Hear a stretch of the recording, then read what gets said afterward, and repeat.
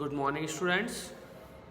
As you know, in last class we have completed the chapter the importance of entrepreneurship और chapter 11 जो है वो running में है हमारा एंड हमने फीचर्स और ऑब्जेक्टिव्स और इम्पोर्टेंस क्लियर कर लिए.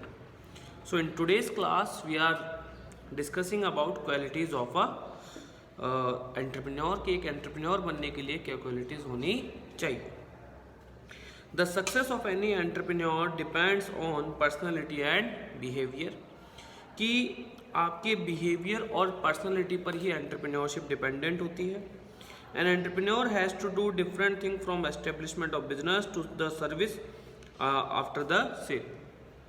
बिजनेस स्टार्ट करने से लेकर आफ्टर सेल सर्विसेज तक आपको कुछ ना कुछ देनी एक्स्ट्रा देनी होती है. There are many qualities needed for accomplishing and execution of these different function. और इनको पूरा करने के लिए आप में अलग अलग क्वालिटीज़ होनी चाहिए. This idea of immersion is 100% true that business is a game of tact.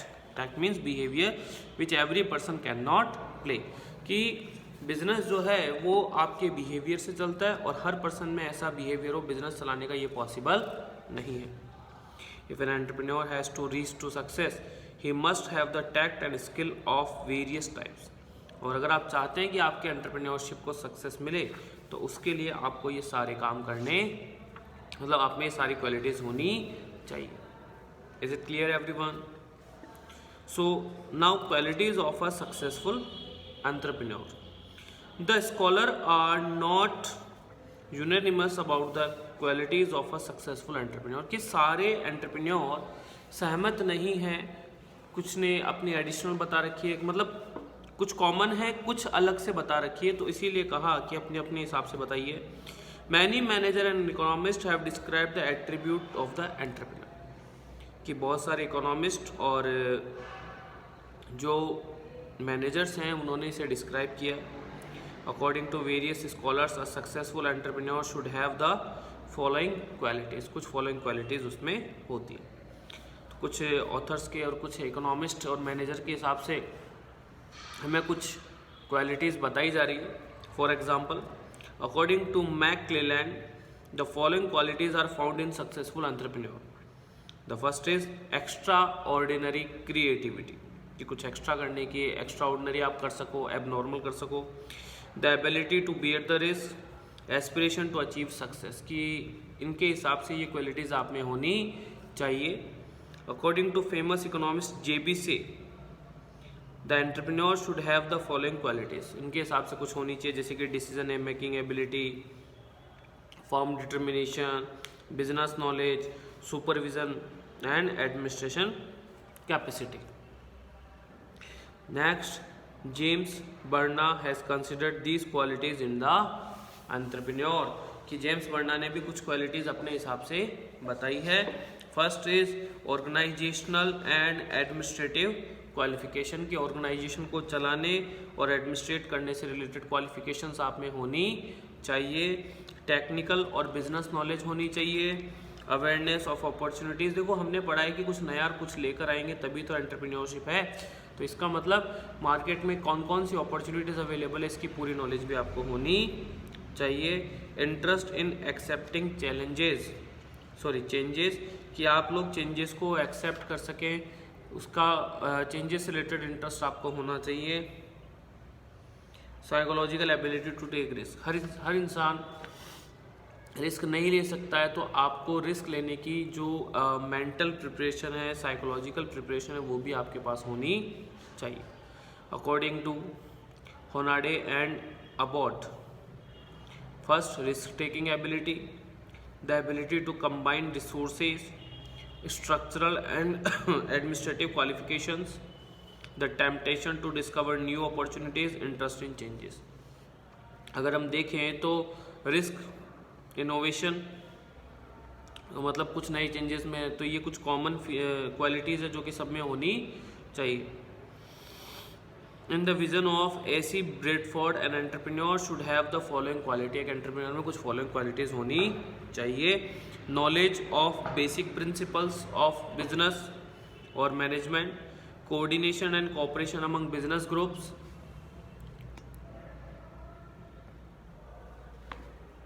ठीक है।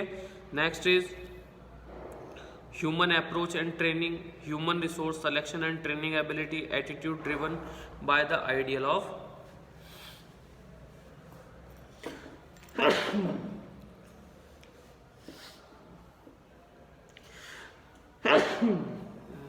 sorry by the ideal of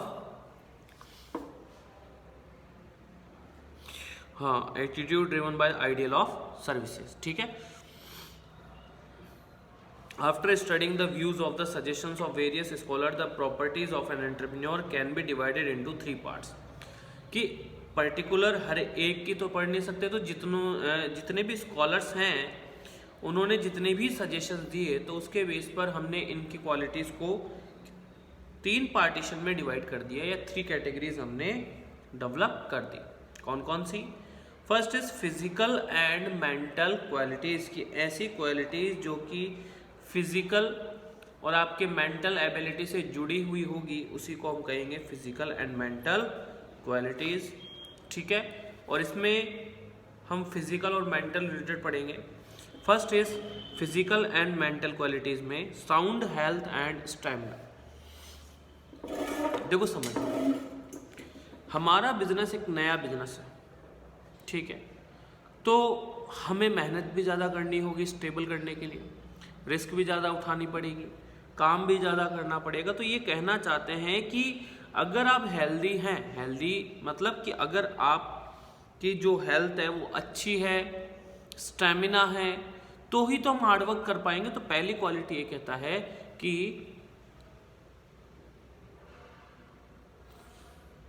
employ जो है उसकी एंटरप्रेन्योर जो है उसकी हेल्थ साउंड होनी चाहिए। Entrepreneurs health should be good. Someone just wrote that healthy body is home of a healthy brain, कि अगर हमारी तबीयत खराब रहती है या हम लोग बीमार हैं तो हम लोग साउंड डिसीजंस नहीं ले सकते। क्यों? फिलहाल हमारी मेंटल एबिलिटी इतनी अच्छी नहीं होती जितनी हम जब हम हेल्दी होते हैं उतने अच्छे डिसीजन नहीं ले पाते। तो सिर्फ इतना सा कहा जा रहा है कि अगर आपकी बॉडी हेल्दी है तो ही एक एंटरप्रेन्योर अच्छे से सोच सकेगा। Good health is a very important element of personality, और हेल्थ सबसे पहला पैरामीटर है, उसी के बाद बाकी चीज़ें आती है। A person with a healthy body moves forward towards achieving it's objective with its full potential, कि जिसकी हेल्थ अच्छी है वही डेडिकेशन से, वही अपनी पूरी एफिशिएंसी से आगे बढ़ सकता है। People with weak health are often unable to take risk and do innovation. और सीधी सी बात है, जिन लोगों की हेल्थ अच्छी नहीं है तो वो ज़्यादा काम भी नहीं कर पाएंगे, और ज़्यादा काम नहीं कर पाएंगे तो ऐसे केस में वो लोग इनोवेशन और क्रिएटिविटी भी शो नहीं कर पाएंगे। So the health of the entrepreneur should be good, कि एक एंटरप्रेन्योर की हेल्थ अच्छी होनी चाहिए।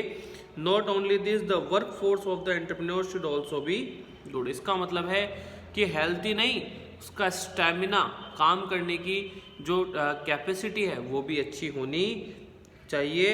Only after having the strength to work in it he will be able to accomplish his work with complete emotion and enthusiasm, कि अगर वो stamina है तो ही वो उसे काम को अपनी इच्छा के हिसाब से कंप्लीट कर सकता है, और एंथुसिज्म का मतलब है उत्साह के साथ, एक्साइटमेंट के साथ कर सकता है।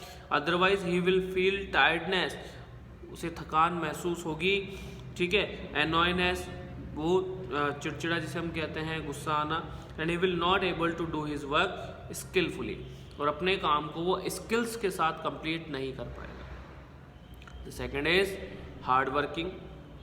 इन Indian philosophy it has been said that, हमारी इंडियन फिलोसॉफी कहती है उद्यमेन ही सिद्ध्यंति कार्यान्नि मनोरथ, ठीक है। इसका मतलब है कि जो काम करता है, जो मेहनत करता है, सक्सेस उसी को मिलती है, उसी का काम सिद्ध होता है।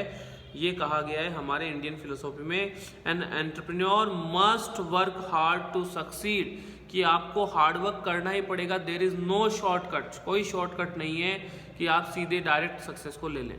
इन्होंने कहा if you want to achieve success then you have to work hard. Entrepreneur should be positive towards karma, कि कर्म के लिए पॉजिटिव होना चाहिए कि आपको मुझे ये काम करना ही करना चाहिए, तभी मैं सक्सेस को ले पाऊंगा, अदरवाइज मैं सक्सेस को नहीं अचीव कर पाऊंगा।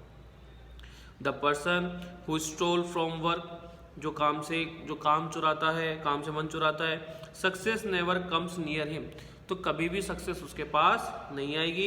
It has been said that diligence, और ये कहा गया है diligence is the key to success, there is no substitute for hard work, कि भैया काम करोगे तो ही सक्सेस मिलेगी और इसका कोई भी सब्स्टिट्यूट नहीं है। To keep yourself in the market in the current competitive era, और आप चाहते हैं कि करंट कॉम्पिटिटिव एरा में आपको सक्सेस मिले, आपका बिजनेस लगातार चलता रहे, आप एक स्टेबिलिटी की तरफ जा सकें, आपके बिजनेस को ग्रोथ एक्सपेंशन मिल सके, तो उसके लिए आपको ये काम करना ही करना होगा। Is it clear everyone? मेरे हिसाब से क्लियर हो चुका होगा आपको, ठीक है। आगे चलते हैं हम लोग। नेक्स्ट आता है हमारे पास इमेजिनेटिव, कि एक एंटरप्रेन्योर कैसा होना चाहिए, इमेजिनेटिव भी होना चाहिए। It is also imperative to have the imagination power, कहना चाह रहे हैं कि आप में इमेजिनेशन की पावर्स भी होनी चाहिए, क्योंकि हमने पढ़ा था कि आपकी जो एस्पिरेशन है वही आपको काम करने के लिए तैयार करेगी। It is also imperative to have the imagination power in the entrepreneur, कि मैं इमेजिन कर रहा हूँ कि अगर मैं ये बिजनेस स्टार्ट करता हूँ, मैं ये प्रोडक्ट लेकर आता हूँ, so I can make the profit, तो ही एंटरप्रेन्योरशिप होगी। From the establishment of the enterprise to its operation, the entrepreneur has to take various innovations which are possible only when he is imaginative। और एक entrepreneur innovation तभी कर पाएगा, अपने काम के लिए डिसीजन तभी ले पाएगा व्हेन ही इज इमेजिनेटिव। अगर आप कुछ नया सोचोगे ही नहीं, कुछ इमेजिनेशंस में नहीं जाओगे, तो फिर कैसे काम होगा। The fantasies should not be merely complete fantasies, but it should be close to reality, कि केवल सोचने से काम नहीं होता, लेकिन सोचेंगे तभी तो कुछ आगे होगा।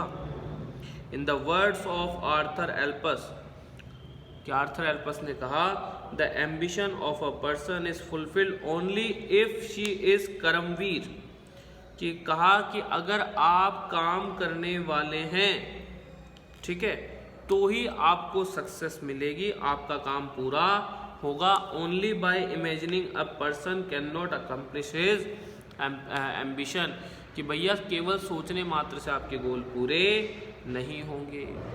Is it clear? Next is sharp intelligence and memory की बात करते हैं।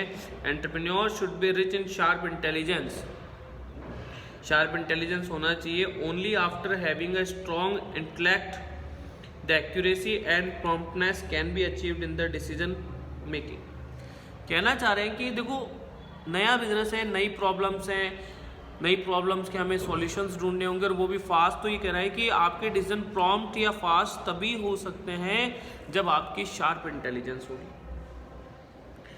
On completion of different types of task in a judicious manner the venture is dynamic on the path of progress and development. एक बार अगर हमने business start कर दिया है, तो उसके बाद की जो प्रोसेस है उसमें हमारा बिजनेस डायनामिक नेचर का हो जाएगा, नया हो जाएगा, और इसके बाद उसकी प्रोग्रेस और डेवलपमेंट लगातार चलती रहेगी।